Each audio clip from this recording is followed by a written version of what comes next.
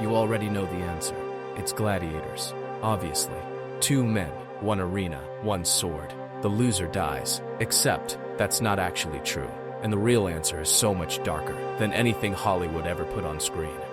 Today we're going through the most dangerous jobs in ancient Rome, ranked by actual mortality, backed by archaeology, primary sources, and a 2025 discovery that gave us the first physical proof of something historians had debated for centuries. We're going to debunk some myths you've believed your whole life, and by the end you'll know which job in the Roman world was genuinely, statistically, almost certainly going to kill you. It wasn't the one you're thinking of. Before we get into it, here's something important to understand about ancient Rome. Danger wasn't distributed equally. Rome had a rigid hierarchy.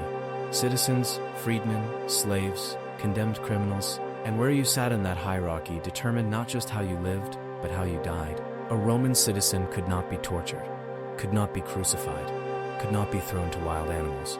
A slave had none of those protections, and a condemned criminal, someone sentenced by a Roman judge to a specific punishment, had even less. So when we ask what was the most dangerous job in Rome, we have to ask a follow-up question. Dangerous for whom?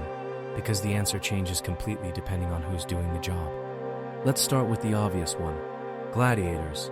The word alone conjures an image. 2 warriors, blood on the sand, a crowd screaming for death, a thumb pointing down.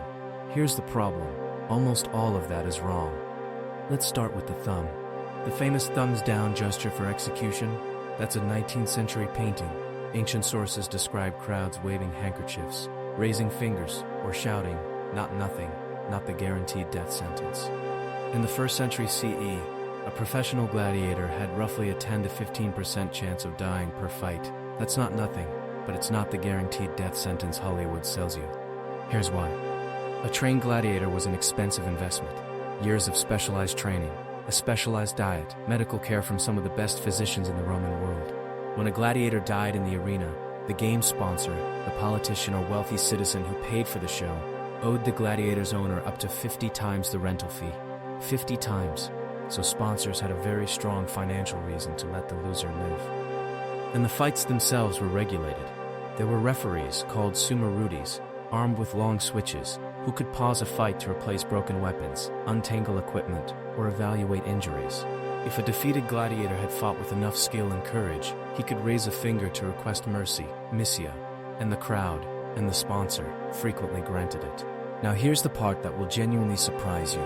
Archaeologists excavated a gladiator cemetery in Ephesus, Turkey. 68 individuals, dating to the 2nd and 3rd centuries CE. They ran stable isotope analysis on the bones. Gladiators were not the muscle-bound meat-eaters of the movies. They were fat, deliberately fat, and they ate almost entirely barley and legumes. They were called horderia, barley eaters. The fat layer was intentional. It cushioned vital organs. It let superficial cuts bleed dramatically, which the crowd loved, without actually incapacitating the fighter. And the bones showed something else. Extremely high strontium to calcium ratios, meaning gladiators regularly drank a mineral tonic made from plant ash dissolved in liquid, an ancient calcium supplement, to speed bone healing. Galen of Pergamon, one of the greatest physicians in Roman history, started his career as a gladiator doctor. He learned more about human anatomy from arena wounds than from any other source in the ancient world. So, gladiators were protected assets, regulated, fed, medicated, refereed. Dangerous? Absolutely. The most dangerous job in Rome? Not even close. Now here's where it gets more interesting. Below the gladiators in the arena hierarchy were the beast fighters. There were 2 types. The venatores, professional, trained hunters who fought wild animals with spears and nets. And the bestiari, a broader category that included trained handlers, but also condemned criminals who were thrown into the arena unarmed. The professionals could become celebrities.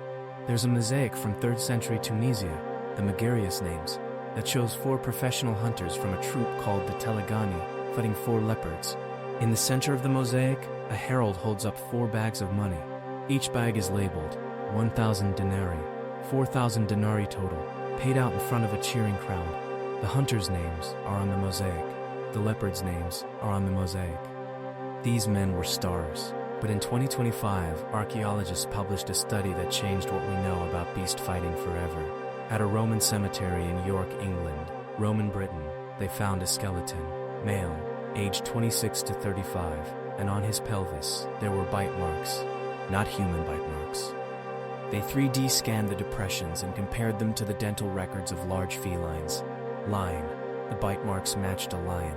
The bone showed zero signs of healing, meaning the wound happened at or near the moment of death. The lion had clamped its jaws around this man's hip, crushing his pelvis, and dragged him across the arena floor.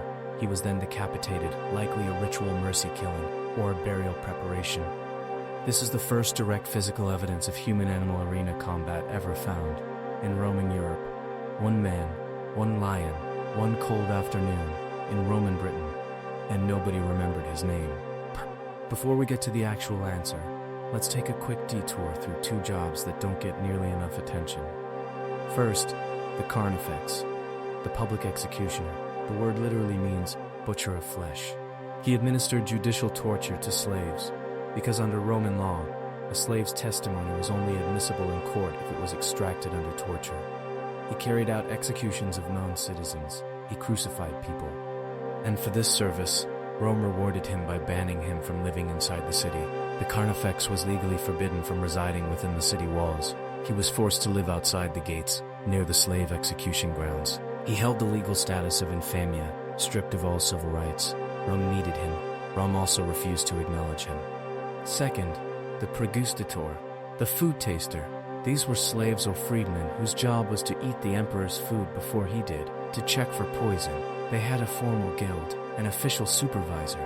There's even an inscription from Rome's Viminal Hell honoring a freedman named T. Flavius Diaduminus, with the title Pregustator Augusti, food taster, to the emperor. Here's the problem with the job. In 55 CE, Emperor Nero wanted to poison his stepbrother Britannicus. His poisoner prepared a hot drink. Britannicus's food taster sampled it, pronounced it safe. Britannicus complained it was too hot. So, cold water was added to cool it down. The cold water was laced with poison. Britannicus drank it and collapsed immediately. The food taster was completely unharmed. The taster had done his job perfectly, and it didn't matter at all. Now, the real answer. In southwestern Spain, there is a place called Rio Tinto. The river runs red, literally red, from the iron sulfate in the water. The Romans mined it for silver, copper, and gold. It was the largest mining complex in the ancient world.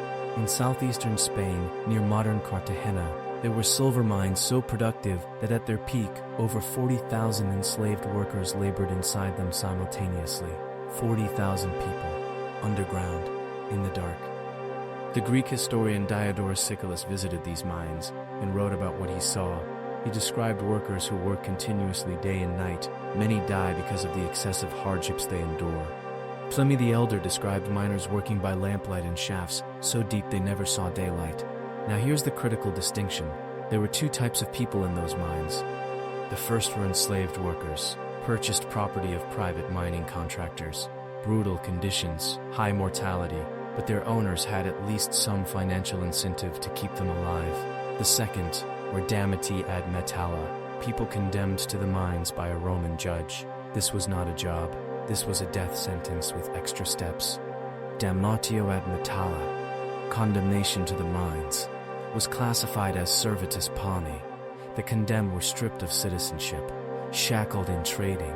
The condemned were stripped of citizenship, shackled in chains, worked in continuous shifts, and flogged regularly.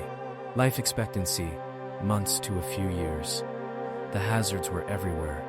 Lead and mercury poisoning from the ore itself, silicosis from inhaling rock dust, shaft collapses, steam burns from the drainage operations, and sheer, grinding, physical exhaustion. When they died, and they all died, slag heaps, waste rock, each of the three knows. The same piles of waste rock that archaeologists have been excavating for decades. No grave, no inscription, no name. And while we're talking about the worst conditions in the Roman world, we have to mention the sewer workers. The Cloaca Maxima, the great sewer of Rome, was one of the engineering marvels of the ancient world. It ran beneath the city and emptied into the Tiber. Someone had to maintain it. Excavations at Herculaneum found 1.35 meters of compacted organic sludge inside a sewer system. The workers who went in there faced methane gas explosions, hydrogen sulfide poisoning, drowning in sewage, and parasitic infections from organisms we can still identify in fossilized feces from Roman drains.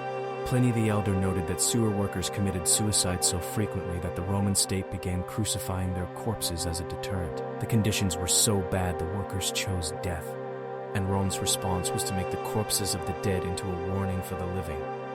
So here's the answer.